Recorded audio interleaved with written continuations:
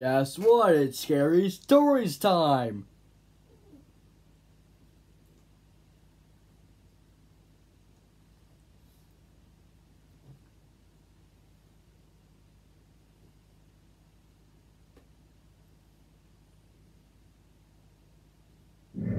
Okay. Let's go and, right there, Scary Stories. And by the way, it's nighttime, by the way. It's nighttime. Nighttime. Um, I'm gonna go and watch some I'm gonna go and, read some scary stories. So I'm gonna read so I read scary stories. Now, this is a new series that I am doing. I'm gonna read scary stories each Friday. Yeah, each Friday. So yeah. Okay, I'm here, but I'm gonna do some top rank. Found a forum for dead people.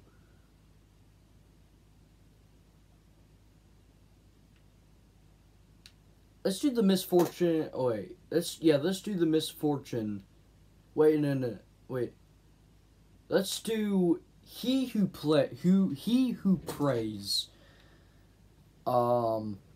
It is a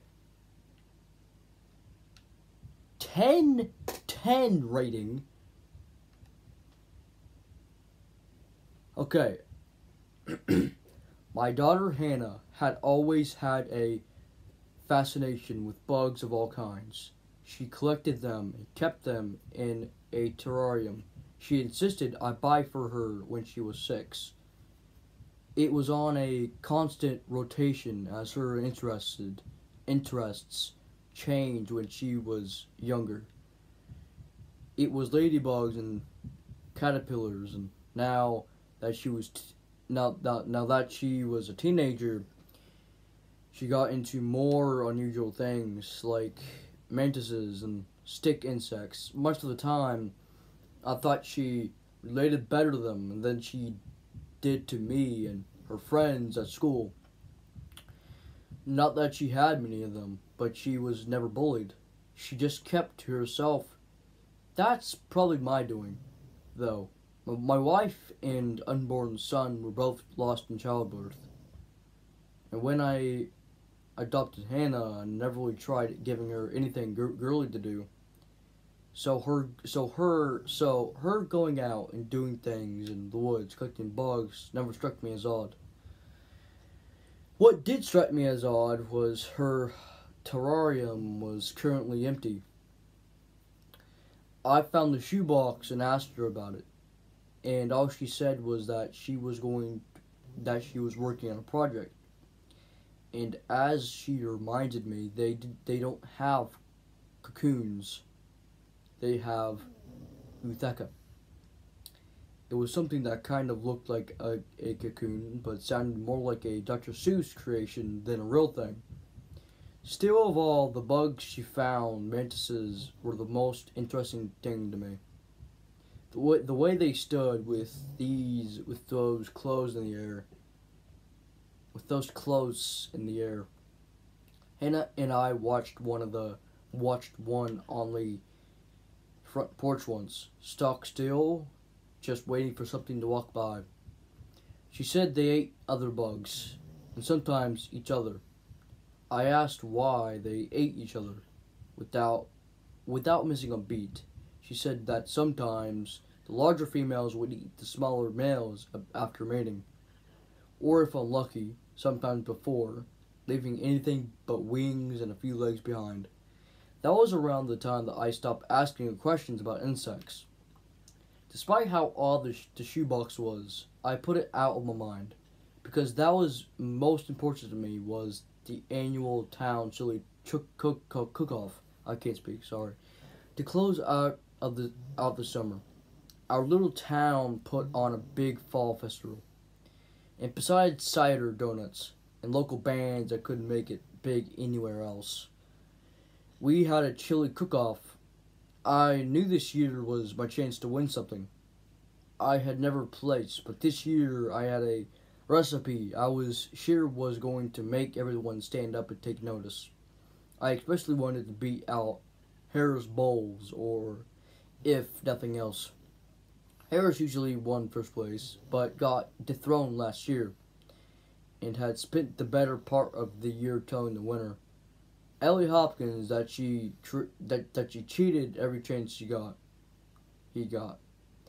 He tried to pass it off as joking, but everyone knew he was just being bitter and an ass about it.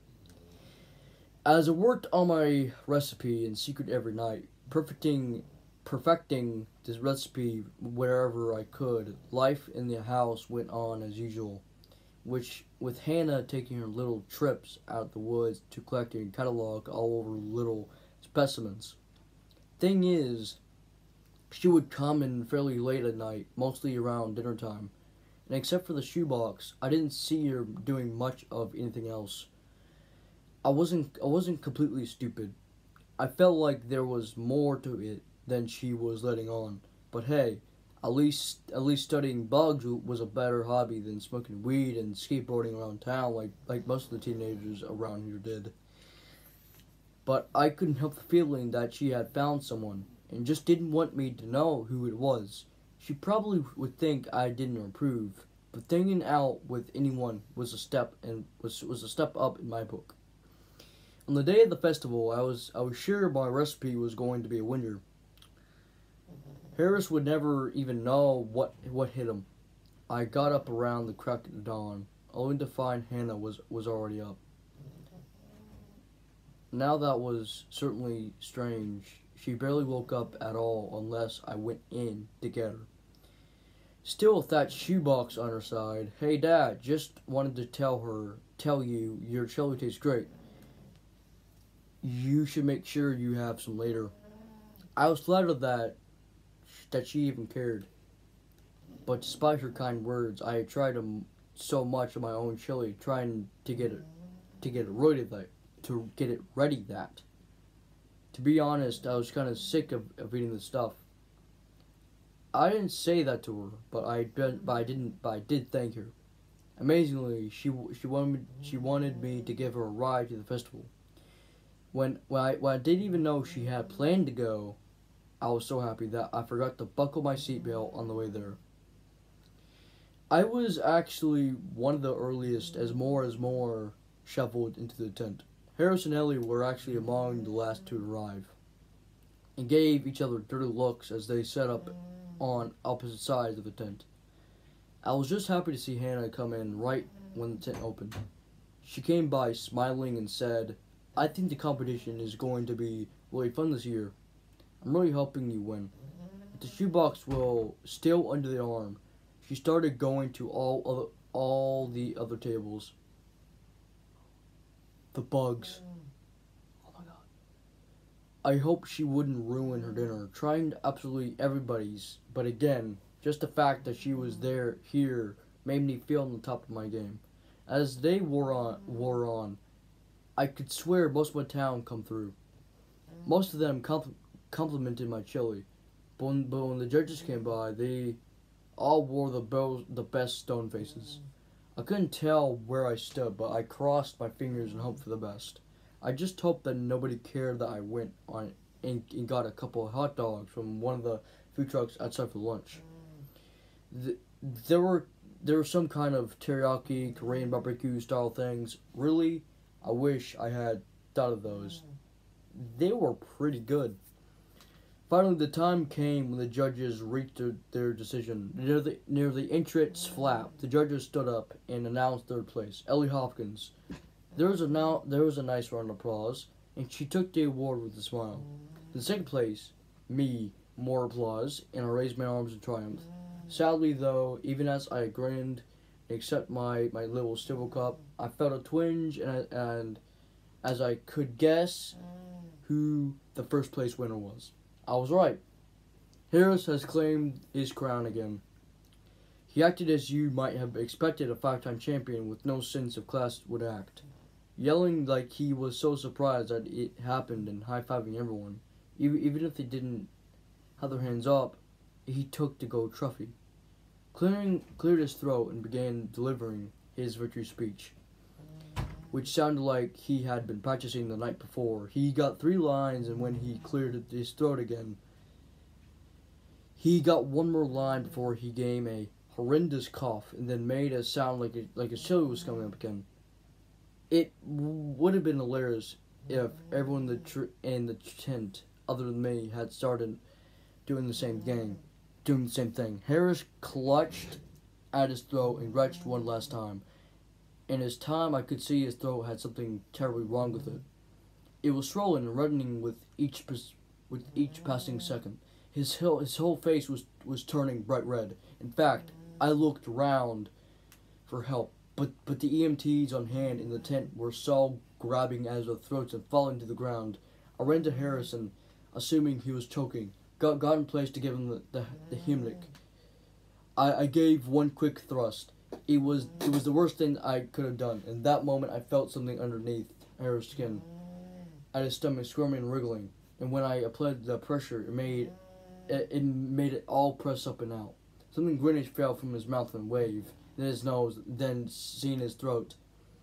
It split open like a sausage that had been squeezed. The greenish wave I saw started writhing on the ground in a thick mass. I stepped away from Harris, and his body fell to the ground. As more of those green things emerged from his throat, in his mouth, and then, to my growing horror, his eyes. I looked around. Okay. Okay. So here is. I follow. Now I'm just going back here. In the woods, I came a clearing. A few mantises were still fluttering around there, but thankfully they ignored me. I saw things carved in the trees. Some of them looked years old. And as I saw a trail leading to the woods, I followed discarded clothing. I picked them up. It was the clothes Hannah had been wearing that day. They led to the large brown shape attached to the tree. It looked like a sleeping bag, but larger with a large hole in the middle. But there was something else inside. Something brittle. I pulled it out. A shed skin, like a snake. But not a snake, a human skin. Hannah. But there was more. I followed a trail of strange. His that clearly was the largest set of wings I have ever seen, along with several pairs of unnaturally large insect legs. They all looked like they had been chewed. That's in the video. So bye everybody and peace out. And I hope you enjoyed this series. So bye everybody and peace out.